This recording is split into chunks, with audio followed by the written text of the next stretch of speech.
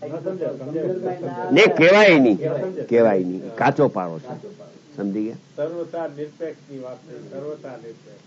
હા હા, પર્યાય સત અહેતુક થવા યોગ થાય છે. 13મી ગાથામાં આચાર્ય ભગવાન ફરમાવે છે કે સંવર નિદ્રા ને મોક્ષના પરિણામ થવા યોગ થાય છે. એમ જણાય છે. હું કરું છું એમ અમને જાણવામાં આવતું નથી. અને હે ભવ્ય પ્રાણીઓ, તમે પણ જ્ઞાતા બનો, કરતા બુદ્ધિ તમે છોડો તો અલ્પકાળમાં તમારી મુક્તિ થશે. 320મી ગાથામાં કેમ આમ આવ્યું હશે? આટલી ગાથાઓ વટાઈ ગયા પછી આ ભાવ કેમ આવ્યો? એમ છે, આખરમાં તો ભાવલિંગી સંત છે ને, ભાવલિંગી સંત છે.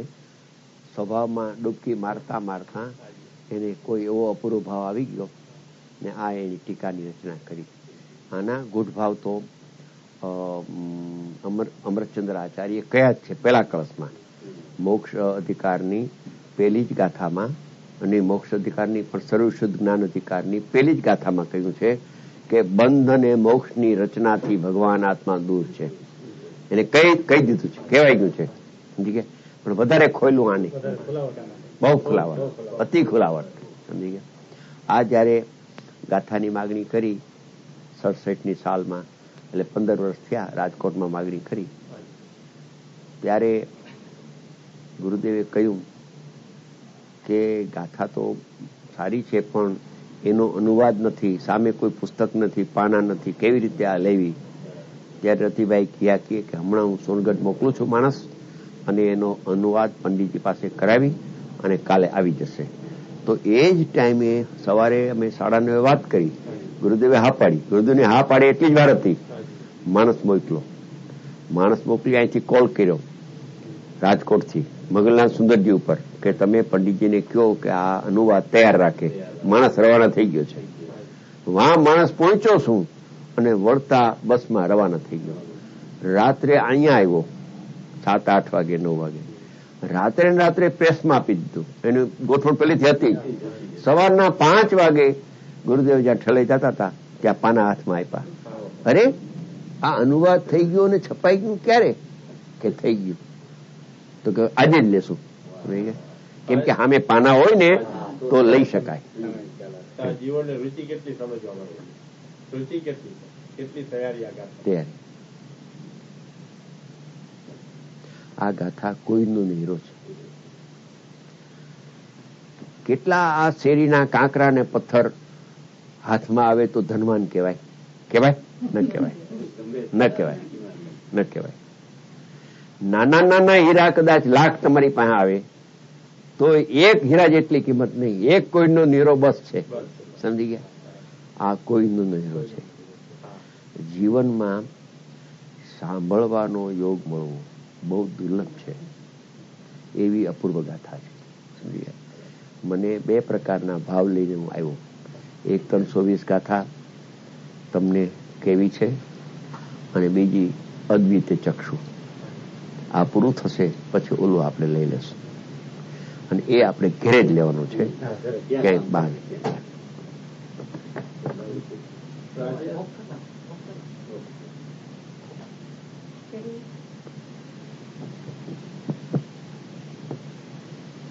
નિર્જરાને પણ જાણે છે. આહા, પોતાના થતા પરિણામનો આત્મા કરતા નથી. ધર્મના પરિણામ થાય છે એને જાણે છે. બાપા જાણવાની શક્તિ છે, કરવાની શક્તિ નથી. બાપા કે જ નથી. 100% એમ જ છે. બિલકુલ કરી શકતો જ નથી. કેવળ માત્ર જાણે છે, કરી શકતો નથી. પણ હું કરી શકું છું એવું અભિમાન કરે તો સંસારમાં રખડે છે. સંસાર એટલે સંસાર છે, અભિમાનનો સંસાર છે. થાય છે સ્વતંત્રપણે, સહજ, એના સ્વ ઉસરે પરિણામ, એના સ્વકાળે કાળક્રમમાં આવે છે પરિણામ. ત્યારે થાય છે, એના કાળક્રમમાં આવી જાય પરિણામ. થાય છે એ થતા પરિણામ જોઈને મેં કર્યા, બસ. થતા પરિણામનો જ્ઞાતા એ પણ જ્ઞાયકનો જ્ઞાતા થાવ તો જ્ઞાતા, નકર એકલો એનો જ્ઞાતા થાવ એ પણ મારો સ્વભાવ નથી. તૈયાર થઈ ગયા છો? લંડનના મુમુક્ષો તૈયાર થઈ ગયા. ઘરે થોડી 2:30 થી 3:30 તમે તો ગેરહાજર હો. પછી આવી ચર્ચાઓ બહુ ચાલે.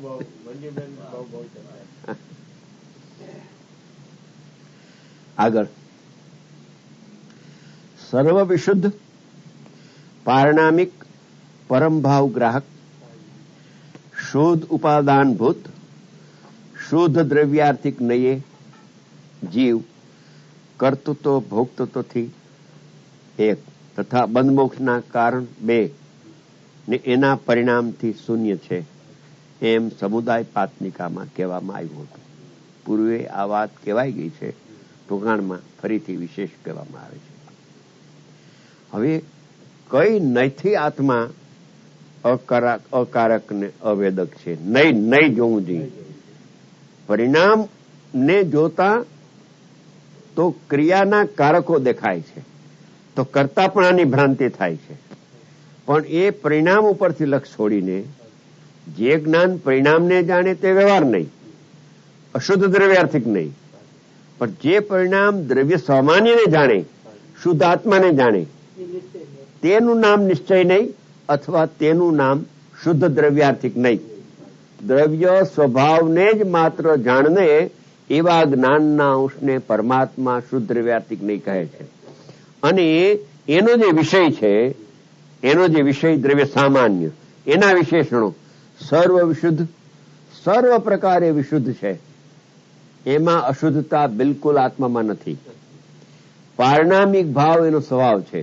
ઉદય ભાવ, ઉપશમ, ક્ષોપશમ, ક્ષાયિક કોઈ એનો સ્વભાવ નથી. અને પરમ ભાવ ગ્રાહક, પરમ પારણામિક સ્વભાવને ગ્રહણ કરનારી એક શુદ્ધ ઉપાદાન ભૂત શુદ્ધ દ્રવ્યાર્થિક નયે જીવ એટલે આત્મા કેવો છે કે કર્તૃત્વથી શૂન્ય, કર્તાપણાથી શૂન્ય, ભોગતાપણાથી ભોગવવાથી શૂન્ય, બંધના કારણથી શૂન્ય, મોક્ષના કારણથી શૂન્ય, બંધના પરિણામથી શૂન્ય અને મોક્ષના પરિણામથી શૂન્ય છે. એટલું બધું આમાં ભર્યું છે.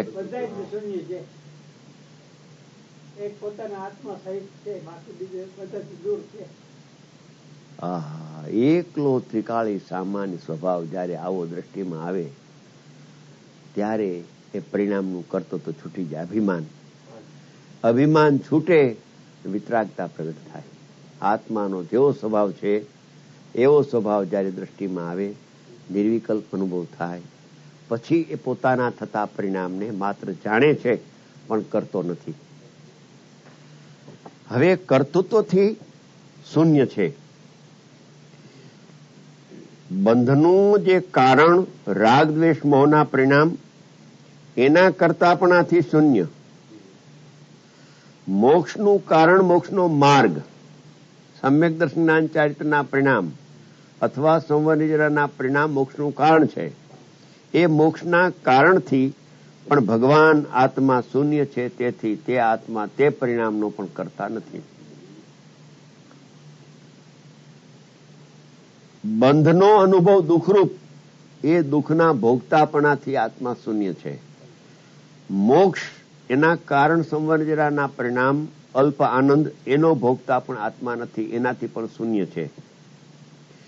બંધના પરિણામથી પણ શૂન્ય, બંધના કારણથી શૂન્ય રાગદ્વેષથી, બંધના કારણથી શૂન્ય ને બંધના ભાવથી પણ શૂન્ય.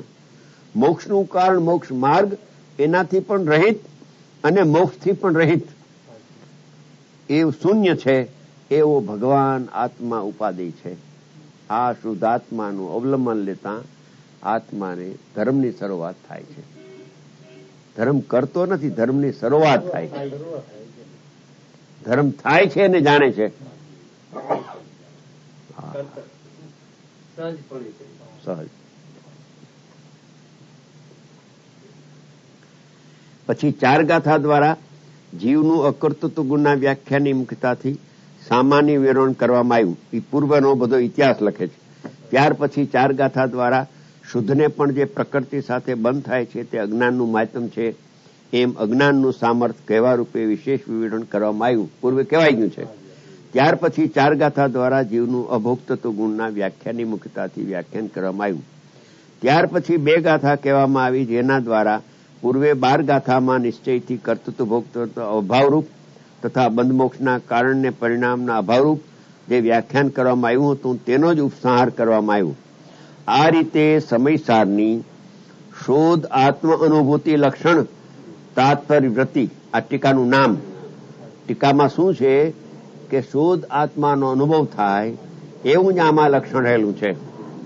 શોધ આત્મ અનુભૂતિ લક્ષણ તાત્પર્ય વૃત્તિ નામની ટીકામાં મોક્ષ અધિકાર સંબંધી ચુલિકા સમાપ્ત થઈ. ચુલિકા એટલે વધારાની વસ્તુ, અથવા બીજી રીતે વ્યાખ્યાન કરતા અહીં મોક્ષ અધિકાર સમાપ્ત થયો છે. તો સર્વશુદ્ધ જ્ઞાન અધિકાર, પણ એમ કે છે કે આ ગાથાઓ જે 12 થઈ એ ખરેખર તો મોક્ષ જે પૂરો થયો એની આ ચુલિકા છે, મોક્ષની ચુલિકા એટલે વધારાની. વળી વિશેષ કહેવામાં આવે છે. હવે ટીકાકાર અહીંથી એનું મૂળ ટીકા શરૂઆત કરે છે. ઓલી તો મૂળ સામાન્ય બધું કથન સંક્ષેપમાં કહ્યું, હવે વિસ્તારથી કહે છે કે ઔપસમયિક આદિ 5 ભાવોમાં કયા ભાવથી મોક્ષ થાય છે. તમારી પાસે પાનું નથી? વાં પાનું હતું એક, સમજાય?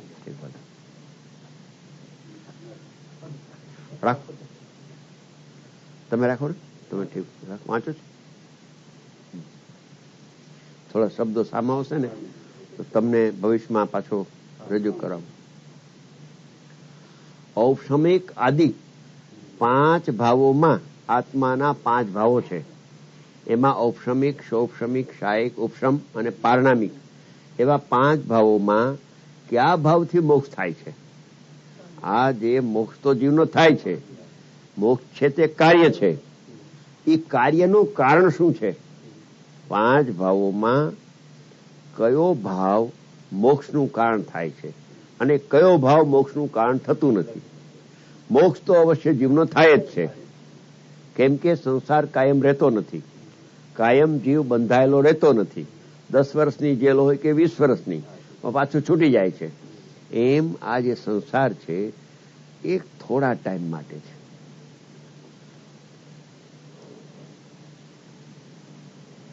જેવી રીતે એક વાંસનો બંબુ હોય, બંબુ વાંસનો, ઈ વાંસના બંબુમાં બરાબર અડધે અડધથી લુગડું કાપડનું ઢાંકેલું હોય, ઢાંકેલું રાતા રંગથી રંગાયેલો હોય. એટલે ભૂતકાળ વયો ગયો, સંસાર આખો ગયો.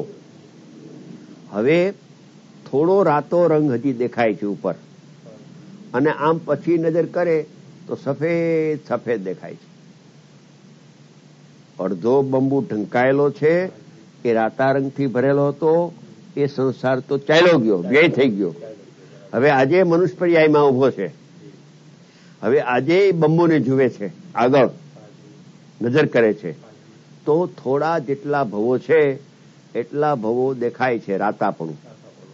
અને પછી જરાક આગળ નજર કરે તો ભવ નથી, સફેદ સફેદ સફેદ દેખાય છે.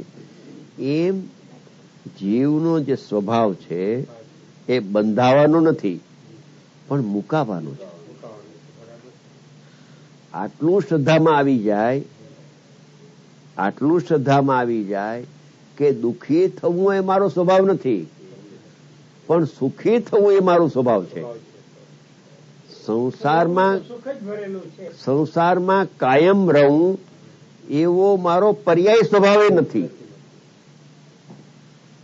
દ્રવ્ય સ્વભાવ તો છે જ નહીં, પણ હું મારા પરિણામને આગળ દઈને જોઉં છું તો મારા પરિણામમાં પણ બહુ લાંબો સંસાર દેખાતો નથી.